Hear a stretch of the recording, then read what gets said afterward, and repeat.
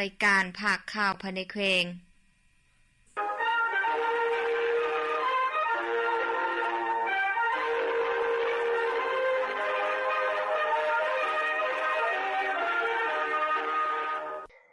ท่านผู้ฟังที่เคารพต่อไปให้ประธานมารับฟังภาคข่าวภายในแขวงที่มีหัวข้อข่าวพร้อมเนื้อในดังต่อไปนี้หน่วยพักสหพันธ์นหบเก่าเข่งพงศรีหับไปยังยืนหน่วยพักปลอดใสเข้มแข็งและนักแน่นปี2025พิธีมอบหับใบยังยืนหน่วยพักปลอดใสเข้มแข็งและนักแน่นครั้งที่6ประจำปี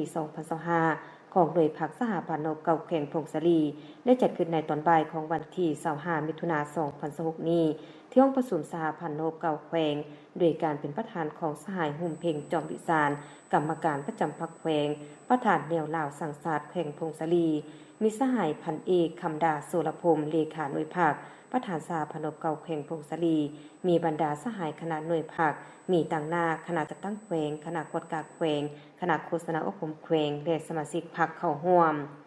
ในพิธีสหายพันเอกคำดาโสรพรมเลขาหน่วยภาคประธานสหพันธ์นหบเก่าแขวงพงศรีได้ขึ้นผ่านบทสรุปการจัดตั้งปฏิบัติการก่อสร้างหน่วยพักปลอดใสเข้มแข็งและหนักแน่นประจำปี2025และผ่านทิศทางแผนการประจำปี2026มีขนาดหน่วยพัก3สหายมีสมาชิกพักทั้งหมด15สหายหญิง7สหายระยะผ่านมาคณะพักได้ถือเอาเวียกงานการเมืองแนวคิดเป็นกกเพิ่มทวีการศึกษาคมการเมืองแนวคิดให้แก่พนักงานสมาชิกพักและมหาชนหน่วยพักได้ดำเนินร่วมชีวิตอย่างเป็นปกติเฮ็ดเวียกงานตามหลักการรวมศูนย์ประชาธิปไตยนำพาเป็นหมู่คณะ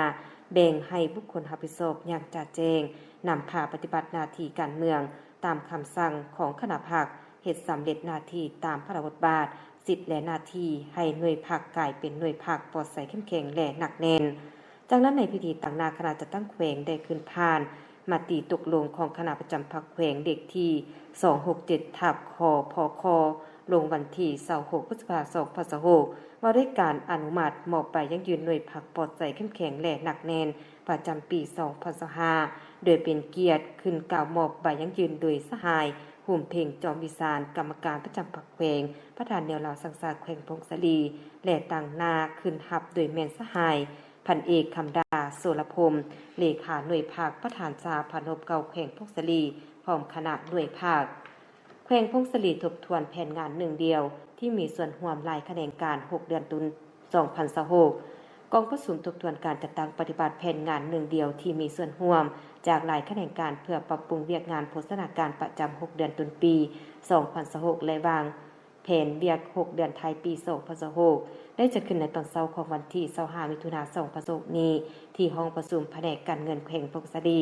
โดยการเป็นประธานของท่านอุคำตุลาพันธ์กรรมการประจำพรรคแขวงของประธานคณะกรรมการปกครองแขวงผู้ซีนำคงเขตวัฒนธรรมสังคมคัดแขวงเข้าร่วมมีท่านแสงคำวรรณสารของหัวหน้าแผนกการเงินแขวงมีประธานคณะแผนกการองค์การเกี่ยวข้องคณะปกครองเมืองห้องการโครงการและวิชาการเข้าร่วม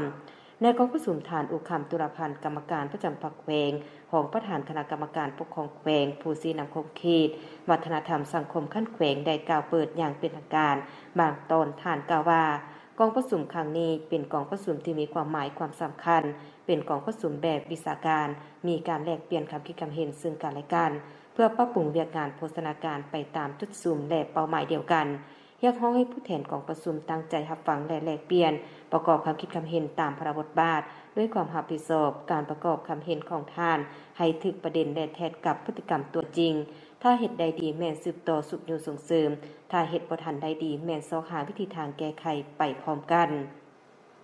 พร้อมนั้นผู้เข้าร่วมได้ฟังการรายงานความคืบหน้าการจัดตั้งปฏิบัติโครงการร่วมมือกับแผนงานหนึ่งเดียวคือโครงการลดผ่อนความทุกข์ยากและขาดโภชนาการโครงการเข้าถึงการบริการสุขภาพและโภชนาการโครงการขยายน้ำประปาสุขภิบาลและอนามัยโครงการปรับปรุงชีวิตการเป็นอยู่และการปรับตัวการเปลี่ยนแปลงดินฟ้าอากาศโครงการกองทุนร่วมมือสากลเพื่อการศึกษาระยะ3รายงานความคืบหน้าการจัดตั้งปฏิบัติเวียกงานประสานงานเวียกงานติดตามและประเมินผลสำหรับแผนงานซึ่งโครงการแผนงานหนึ่งเดียวที่มีส่วนร่วมจากหลายแขนงการระยะที่2แม้ได้รับถึงการสนับสนุนเงินกู้ดอกเบี้ยตามจากธนาคารโลกสำหรับแขวงพงศรีแม่นความเอา6เมืองคือเมืองใหม่เมืองขวาเมืองสัมพันธ์เมืองบุญไต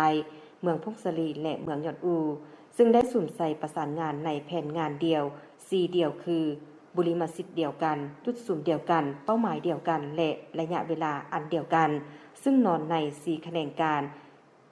กสิกรรมและสิ่งแวดล้อมโยธาธิการและขนส่งสาธารณสุขศึกษาธิการและกีฬาจากนั้นบรรดาทานที่เข้าร่วมได้สนทนาแลกเปลี่ยนและประกอบความคิดความเห็นพร้อมทั้งรับรองเอาแผนเวียกร่วมกันกับแขนงการ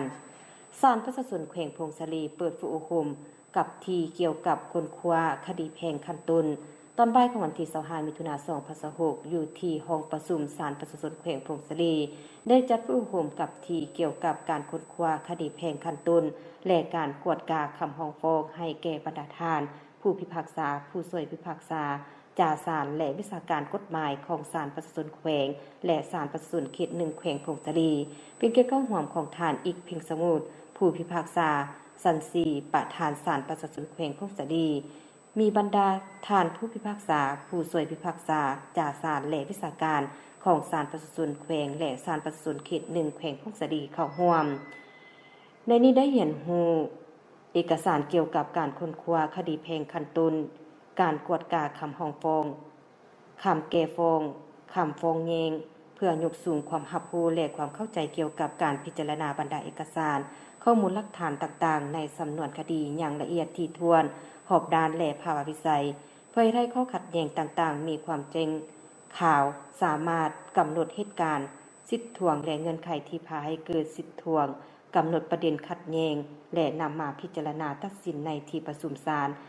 196การค้นคว้าคดีถือเป็นขั้นตอนการเก็บกับข้อมูลหลักฐานต่างๆอย่างครบถ้วนรอบด้านและภาวะวิสัยของผู้พิพากษา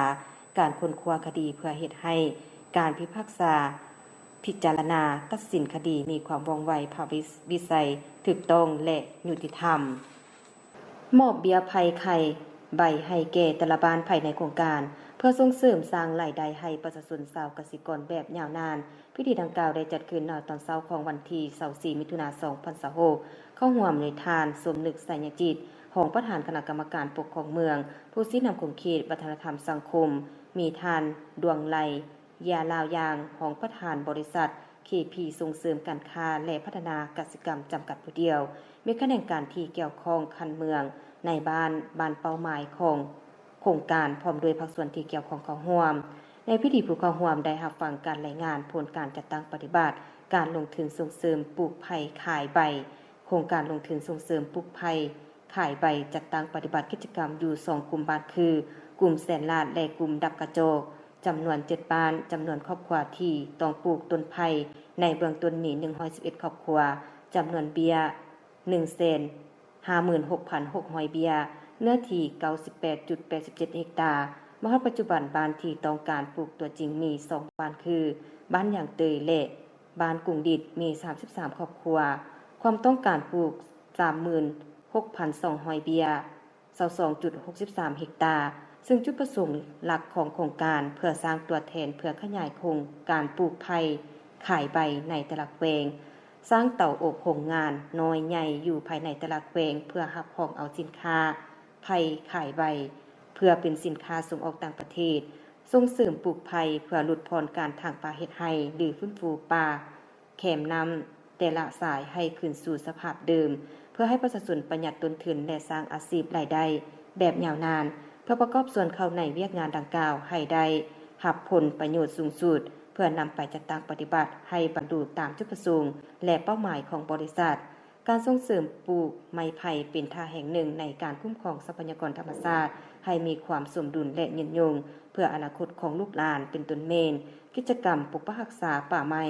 ซึ่งนำผลประโยชน์โดยกงมาสู่พ่อแม่ประชาชนของเมืองพวกเขาและสามารถสร้างเป็นผลิตภัณฑ์ได้หลายอย่างที่ส่งออกตลาดภายในและต่างประเทศโครงการดังกล่าวมีอายุและระยะเวลาของการจัดตั้งปฏิบัติกิจกรรมยาวถึง30กว่าปีและจะได้สวมใส่การเฮ็ดกิจกรรมส่งเสริมการปลูกไม้ไผ่เพื่อขายใบทางเป็นการสร้างความเข้มแข็งให้แก่ชุมชนเป็นแผนงานหนึ่งที่ได้กำหนดไว้ในกองประชุมใหญ่องค์การปกครองเมืองครั้งที่16ที่ผ่านกับหาทางออกของเมืองหันไปเฮ็ดกสิกรรมแบบเป็นเนินสูงที่กำหนด แผนพัฒนาเศรษฐกิจสังคมของเมืองในการจัดสรรอาชีพคงที่ให้ประชาชนองค์การนิทานสมนึกสัญญจิตได้เหี่ยวห้องใหม่อย่างองค์การจัดตั้งบ้านเอาใจใส่ไกลสิติดเทศสุกยูและติดตามเบิ่งการปลูกของประชาชนเพื่อให้ถูกต้องตามเทคนิคและผลผลิตสูงสุดหน่วยฮักฐานสาพันธ์แม่หญิงคณะโฆษณาอบรมแขวงประเมินการจัดตั้งปฏิบัติเวียกงานขอแข่งขัน 3D 6 เดือนต้นปี 2026ณตอนเช้าของวันที่26มิถุนายน2026นี้หน่วยฮักฐานสหพันธ์แม่หญิงคณะโฆษณาอบรมแขวงได้สรุปประเมินการจัดตั้งปฏิบัติเวียกงานขอแข่งขัน 3D 6 เดือนต้นปี 2026อยู่ที่ห้องประชุมคณะโฆษณาอบรมแขวงโดยการเป็นประธานของสหายนางคำมาลายินดาราคำคณะบริหารงานสหพันธ์แม่หญิงแขวงประธานหน่วยฮักฐานสหพันธ์แม่หญิงคณะโฆษณาอบรมแขวงให้เกียรติเข้าร่วมของสหายสมตุยสุวรรณคำคณะพักคณะโฆษณาอบรมแขวงมีบรรดาคณะหน่วยสมาชิกสหพันธ์แม่หญิงภายในคณะโฆษณาอบรมแขวงเข้าร่วมสหายนางคำมาลายินดาราคำคณะบริหารงานสหพันธ์แม่หญิงแขวงประธานหน่วยหากฐานสหพันธ์แม่หญิงคณะโฆษณาอบรมแขวงได้ผ่านบทสรุปการจัดตั้งปฏิบัติเคลื่อนไหวเรียกงานแม่หญิงประจำ6เดือนต้นปีโดยยกให้เห็นด้านดีด้านอ่อนบางบทเรียนที่ทอดได้และบางทิศทางแผนการ6เดือนท้ายปี2026พร้อมนั้นสมาชิกภายในหน่วยหากฐานได้เสนอแลกเปลี่ยนคำคิดความเห็นต่อบทสรุปและแผนอย่างกงไปกงมาบนพื้นฐานความเป็นเอกภาพรับฟังแจ้งการสหพันธ์แม่หญิงแขวงเลขที่221/สยคลงวันที่5มิถุนายน2026เรื่องสรุปประเมินการจัดตั้งปฏิบัติเวียกงานขอแข่งขัน 3D ประจำ6เดือนต้นปี2026พร้อมนี้สมาชิกแต่ละสหายได้ตีราคาและประเมินผลการจัดตั้งปฏิบัติขอแข่งขัน 3D พลเมืองดีพัฒนาดีและสร้างครอบครัวดีของตนเองในระยะ6เดือนต้นปี2026ผ่านมาและยกให้เห็นด้านดีด้านอ่อนพร้อมทั้งกำหนดคะแนนเพื่อให้การตำหนิติชมและก่อสร้างช่วยเหลือซึ่งกันและกันบนพื้นฐานความสามัคคีจริงใจและมีความรับผิดชอบสูงเพื่อคัดเลือกและจัดประเภทบุคคล 3D ให้ถูกต้องตามแนวทางและมาตรฐานที่สหพันธ์แม่หญิงลาววางออกในตอนท้ายสหายสมตุยสุวรรณคำคณะพักคณะโฆษณาอบรมแขวงได้มีคำเห็นโอลมและเน้นหนักให้สมาชิกสหพันธ์แม่หญิงทุกสหายสืบต่อเอาใจใส่ฝึกฝนหล่อหลอมสอครูหำเหียนในทุกด้านเป็นแบบอย่างที่ดีในสังคมหัดแน่นความสามัคคีภายในให้แน่นแฟนเพื่อสืบต่อจัดตั้งปฏิบัติข้อแข่งขัน 3D ให้มีผลสำเร็จสูงขึ้นกว่าเก่าต่อไปให้ประธานมารับฟังพยากรณ์อากาศประจำวันที่29มิถุนายน2026สภาพรวมบริเวณความกดดันต่ำของอากาศร้อนยังสืบต่อปกคลุมอยู่ทั่วทุกภาคของประเทศลาวด้วยกำลังปานกลางสมทบกับกระแสลมตะวันตกเฉียงใต้พัดปกคลุมซึ่งจะเฮ็ดให้อากาศยังจะสืบต่อร้อนอยู่ตื่มอีกและจะมีฝนตกฟ้าร้องฟ้าเลื่อมในระดับคอยหาปานกลางอยู่บางบริเวณพร้อมจะมีลมพัดแรงในแต่ละภาคตื่มอีกพยากรณ์อากาศแต่เวลา 7:00 นของวันที่29มิถุนายน2026หาเวลา 7:00 นของวันที่30มิถุนายน2026สภาพอากาศแขวงพงศาลีและบรรดา7เมืองจะมีฝนตกคอยเนื้อที่การปกคลุมของฝนกวม30ส่วนห้อยอุณหภูมิในระหว่าง18-27องศา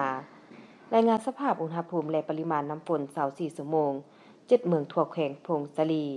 อุณหภูมิต่ำสุดของมื้อนี้18องศาอุณหภูมิสูงสุดของเมื่อวานนี้24องศาปริมาณน้ำฝน24ชั่วโมงผ่านมาเมืองบุญเหนือ 10.1 มิลลิเมตรเมืองพงศาลี